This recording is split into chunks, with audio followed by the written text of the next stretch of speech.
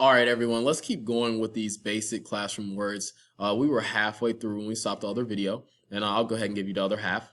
So we've got two words that if you type them in to translate, they will both probably come up as I'm sorry or just sorry.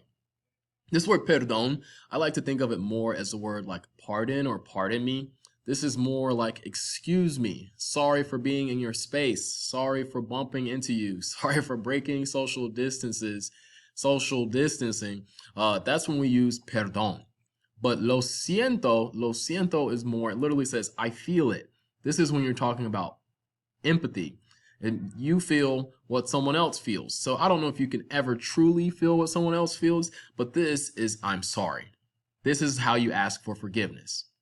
Again, perdón is a good translation as excuse me. You use it when you're in someone's space, you're intruding. But lo siento we use when we hurt someone's feeling or we make hurt someone's feelings or we make them feel a certain way. So this is when we ask for forgiveness with lo siento. Perdón, excuse me, lo siento, I'm sorry.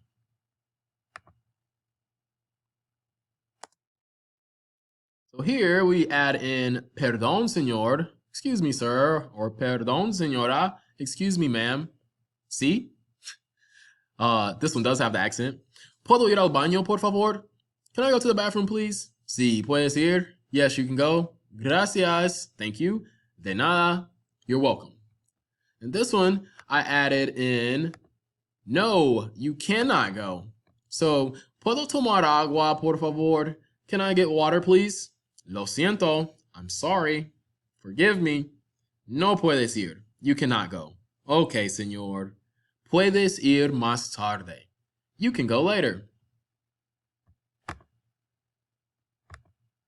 So here's part 2. One thing you need to know, and I promise again, you guys, right now this is memorization. As you learn in chapters 1 through chapters 5, you all are going to be so good at this that you won't need this memorization. You're going to be able to put this together on your own. Tengo una pregunta says I have a question. I have a question. So this is what we say when we have a question. Tengo una pregunta. You see our panda here is raising his hand because he has a pregunta, a question. When we say tengo una pregunta. Good.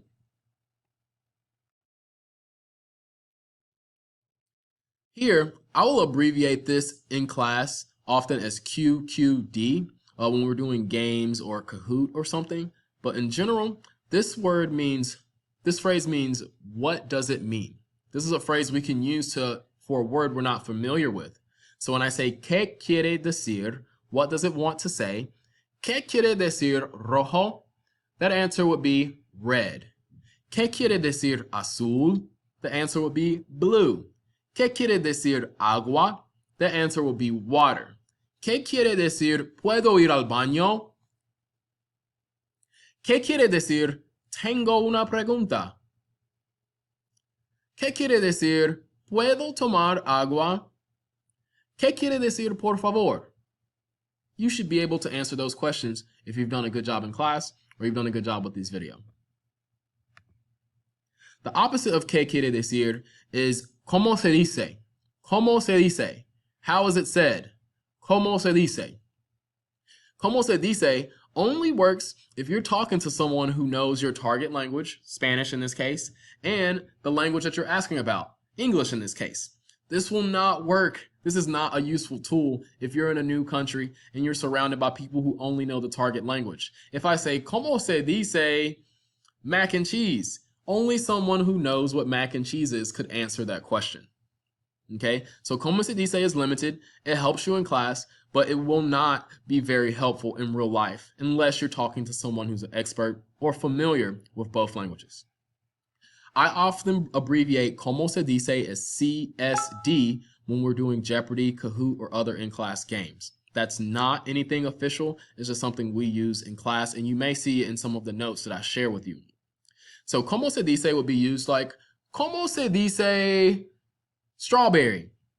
The answer would be fresa. ¿Cómo se dice paper? Papel. ¿Cómo se dice class? Clase. ¿Cómo se dice can I go to the bathroom? Puedo ir al baño. ¿Cómo se dice can I have a drink of water? Puedo tomar agua. Use como se dice as much as you can to learn as many new words as you can, especially in my class. Don't say, I don't know orange. Say, como se dice orange? And I will tell you anaranjado or naranja, depending on which orange you're talking about. Señor, tengo una pregunta. ¿Sí? ¿Qué quiere decir libro? Libro quiere decir book. Gracias, de nada. What does libro mean? Libro means book. Perdón, ¿cómo se dice outside? Excuse me, how do I say outside? Outside es afuera en español. The word outside is afuera in Spanish. Excelente. Gracias. De nada, chicos. All right, guys, that's all for our survival sheet. All of these words and phrases, again, are in the preliminary chapter of the Growing and Learning Spanish book, but this presentation was just a way to organize it and present it to you guys. I hope you're having fun. I hope you feel like you've learned something in this memorization and preliminary chapters section, and I promise if you keep working hard, you're going to be really impressed with your Spanish. Have a good 3-day weekend, and I'll see you guys soon.